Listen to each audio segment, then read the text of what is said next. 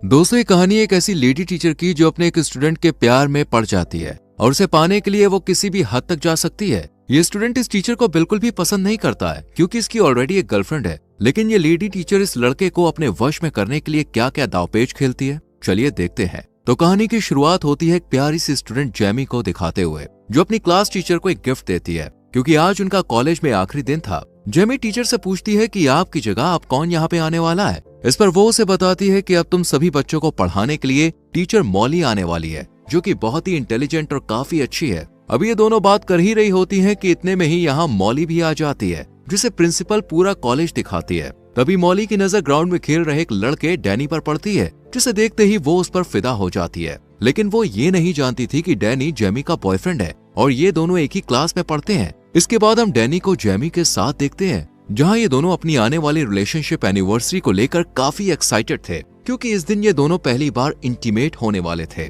इसके बाद हम जेमी के डैड को देखते हैं, जो बस पूरा दिन घर में रहकर पबजी खेलते रहते हैं, जबकि जेमी की मॉम डबल शिफ्ट करके घर का पूरा खर्चा उठाती है, जिस वजह से जेमी के पेरेंट्स के बीच हमेशा से ही झगड़ा रहता है। जेमी को भी ये सब बिल्कुल अच्छा नहीं लगता, लेकिन वो अपने डैड से कुछ भी कह नहीं सकती थी। अगले दिन क्लास में मॉली अपने बारे में सभी स्टूडेंट्स को बताते हुए लगातार डैनी को ही देखती रहती है। साथ ही वो उसे क्लास खत्म होने के बाद एक्स्ट्रा क्लास लेने के लिए भी कहती है क्योंकि उसे डैनी पढ़ाई में काफी कमजोर लग रहा था। इस पर डैनी भी मॉली की बात मान जाता है और उससे एक्स्ट्रा क्लास लेने के लिए राजी हो जाता है। इसी दौरान मॉली उसे अपने पास बैठाती है और उससे कहती है कि अगर तुम्हें अच्छे कॉलेज में एडमिशन लेना है तो तुम्हें कल से ही क्लास लेना शुरू कर देना चाहिए। दरअसल ये सब मॉली की एक चाल थी। वो ये सब डैनी के करीब आने के लिए कर रही थी, लेकिन डैनी उसे कल की क्लास के लिए मना कर देता है क्योंकि कल उसकी और जेमी की रिलेशनशिप एनिवर्सरी थी। ये सब सुनकर मॉली को बिल्कुल भी अच्छा नहीं लगता। फिर जब डैनी यहाँ से जाने लगता है तभी मॉली उससे उसका फोन नंबर ले लेती है। अब घर आने के बाद भी मॉली का पूरा ध्यान डैनी पर ही होता है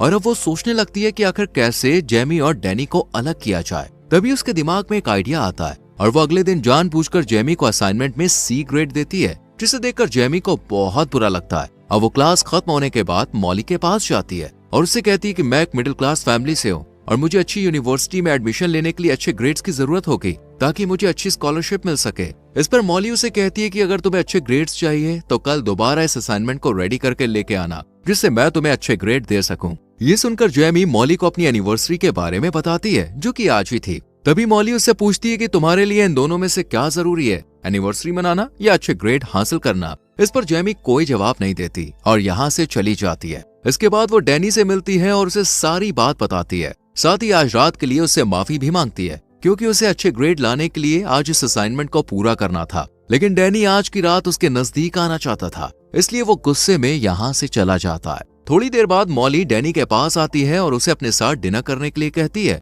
जिसके लिए वो मान जाता है और दोनों एक रेस्टोरेंट में पहुंच जाते हैं, जहाँ मॉली डैनी से उसकी लव लाइफ के बारे में पूछती है। तब वो थोड़ा हिचकिचाते हुए उसे बताता है कि अभी तक जेमी और उसके बीच कुछ भी नहीं हुआ है क्योंकि जेमी अभी इन सब चीजों के लिए रेडी नहीं है। ये सुनकर मॉली समझ जाती है कि डैनी को आखिर क्या चाहिए, इसलिए वो उसके करीब आने की कोशिश करती है, लेकिन डैनी उस पर ज्यादा ध्यान नहीं देता है और अपने घर चला जाता है। अगले दिन जेमी डैनी से मिलती है तो वो उससे कल रात के बारे में पूछती है कि आखिर कल रात को वो कहाँ था। इस पर डैनी उससे झूठ बोलते हुए कहता है कि मैं अपने दोस्तों के साथ था। जेमी को ये सुनकर बहुत बुरा लगता है क्योंकि डैनी के दोस्तों ने उसे पहले ही बता दिया था कि वो कल रात उनके साथ नहीं था। इसके बाद हम दोनों को एक पार्टी में देखते हैं, जहाँ जेमी की खूबसूरती देख डैनी अपने आप को कंट्रोल नहीं कर पाता और उसे एक रूम में ले जाता है, जहाँ वो उसके करीब आने की कोशिश करता है, पर जेमी उसे बीच में ही रोक देती है, जिस वजह से डैनी का पूरा मूड खराब हो जाता है और वो यहाँ से चला जाता है। वहीं दूसरी तरफ मॉली अपनी कार को खुद ही खराब करके उसे ठीक करने के लिए डैनी को बुलाती है।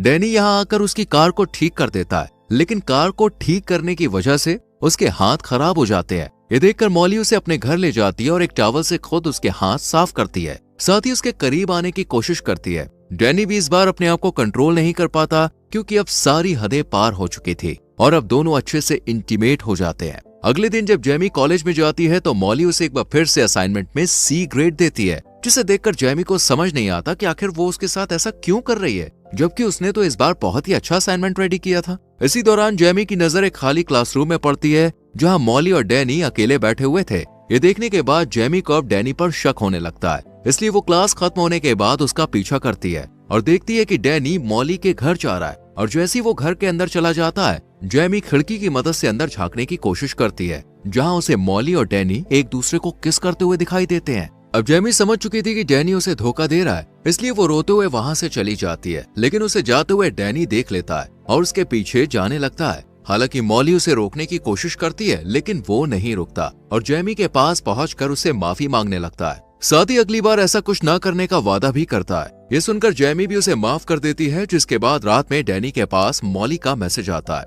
लेकिन वो उसका रिप्लाई नहीं करता और अगले दिन कॉलेज में भी उसे पूरी तरह से इग्नोर करता है। खुद को इग्नोर होता देख मॉली अब काफी परेशान हो जाती है और वो समझ जाती है कि जरूर जेमी को इन दोनों के बारे में पता चल गया है, इसलिए वो अच्छा बनने के लिए जेमी को आज ए ग्रेड देती है। इस पर जेमी उसे कहती है कि तुम ये मत समझना कि ए ग्रेड मिलने की वजह से मैं तुम्हें माफ कर दूंगी। इतना कहकर वो अपना असाइनमेंट डस्टबिन में फेंक कर यहाँ से चली जाती है। इसी दौरान डैनी जेमी के पास आता है और उससे कहता है कि मॉली उसे काफी परेशान कर रही है, इसलिए वो आज रात उससे मिलने के लिए जाएगा और उसके साथ अपने रिश्ते को खत्म कर देगा। इसके बाद वो मॉली को मैसेज करके एक लोकेशन पर बुलाता है। मॉली को लगता है कि शायद वो अब भी उससे प्यार करता है, इसलिए वो जल्दी से तैयार होकर उस लोकेशन पर पहुंच जाती है और काफी खुश भी होती है। लेकिन उसकी ये खुशी उस वक्त उदासी में बदल जाती है जब डैनी उससे कहता है कि वो सिर्फ जेमी से प्यार करता है और अब वो उसके साथ कोई रिश्ता नहीं रखना चाहता। ये सुनकर मॉली बहुत ज्यादा अपसेट हो जाती है और डैनी को मनाने की कोशिश करती है, लेकिन वो उसकी एक भी बात नहीं सुनता और यहाँ से जाने लगता है। ये देखकर मॉली को भी बहुत ज्यादा गुस्सा आता है और उसी गुस्से में वो अपनी कार को स्टार्ट कर डैनी को कुचल कर मार देती है।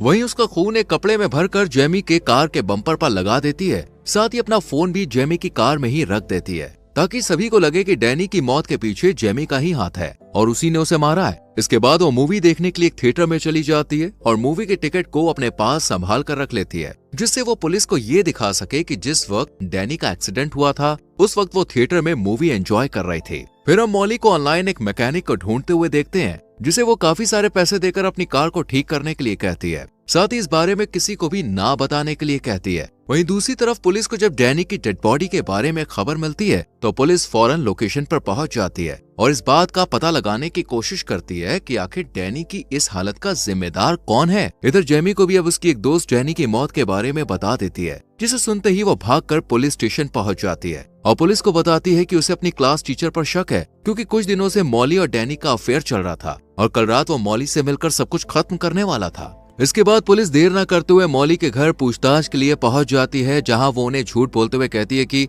हमारे बीच ऐसा कभी कुछ हुआ ही नहीं था, डैनी को मैं सिर्फ एक अच्छा स्टूडेंट समझती थी। साथ ही वो पुलिस को मूवी की टिकट भी दिखाती है और अपने चोरी हुए फोन के बारे में भी बताती है, जो कि असल में उसने खुद ही जेमी की कार में रखा था। मॉली की बात सुनने के बाद और टिकट देखने के बाद पुलिस को भी लगने लगता है कि शायद वो सब सच बोल रही है। इसके बाद पुलिस शक के आधार पर जेमी के घर तलाशी लेने के लिए जाती है और जब उसकी कार को चेक करती है तब उन्हें कार के बम्पर पर डैनी का खून लगा हुआ मिलता है। साथ ही उन्हें जेमी की कार से मॉली का फोन भी मिल जाता है, जिसमें डैनी से मिलने का मैसेज भी आया हुआ था। इन सभी सबूतों को देखते हुए पुलिस जेमी को अरेस्ट कर लेती है, लेकिन जेमी के पेरेंट्स उसे बेल पर रिलीज करवा लेते हैं। जेमी अपनी मॉम को बताती है कि उसे लगता है कि डैनी का खून किसी और ने नहीं बल्कि मॉली ने ही किया है। अब जेमी की मॉम मॉली के खिलाफ सबूत इकट्ठा करने की कोशिश करने लगती है ताकि वो जेमी के ऊपर से डैनी के खून का इल्जाम हटा सके। इसके लिए वो सबसे पहले कॉलेज जाती है और चुपचाप मॉली के बैग से उसकी कार की चाबी निकाल लेती है और फिर उसकी कार को चेक करती है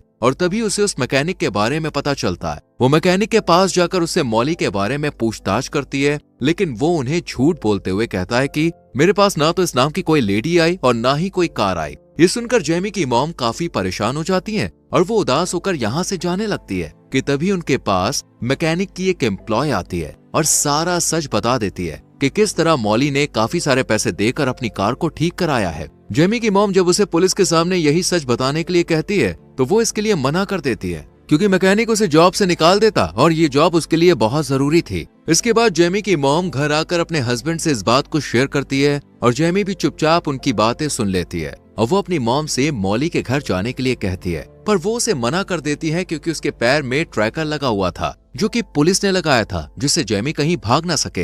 हालांकि इस वक्त तो जेमी अपनी मॉम की बात सुन लेती है, लेकिन रात में जब इसके पेरेंट्स सो जाते हैं तब ये अकेले ही मॉली के घर पहुंच जाती है और अपने फोन में रिकॉर्डिंग ऑन कर लेती है ताकि मॉली की सच्चाई रिकॉर्ड हो जाए। लेकिन उसका ये प्लान फेल हो जाता है क्योंकि मॉली को जल्द ही पता लग जाता है कि वो रिकॉर्डिंग कर रही है, इसलिए वो उसके हाथ से फोन छीन लेती है और गुस्से में आकर सारा सच उगल देती है कि हाँ उसने डैनी को मारा है और अब वो जेमी को भी मार देगी। इसके बाद वो जैसे ही चाकू उठाकर जेमी को मारने के लिए आगे बढ़ती है, तभी पुलिस वहां पे आ जाती है। और पुलिस यहाँ आई थी उस ट्रैकर की वजह से। दरअसल जेमी जब अपने घर से बाहर निकली थी, तभी पुलिस ने उसके पैर में बंधे ट्रैकर की मदद से उसे ट्रैक करना शुरू कर दिया था, जिसके बाद पुलिस जेमी को रिहा कर देती है और मॉली को अरेस्ट कर अपने साथ ले जाती है।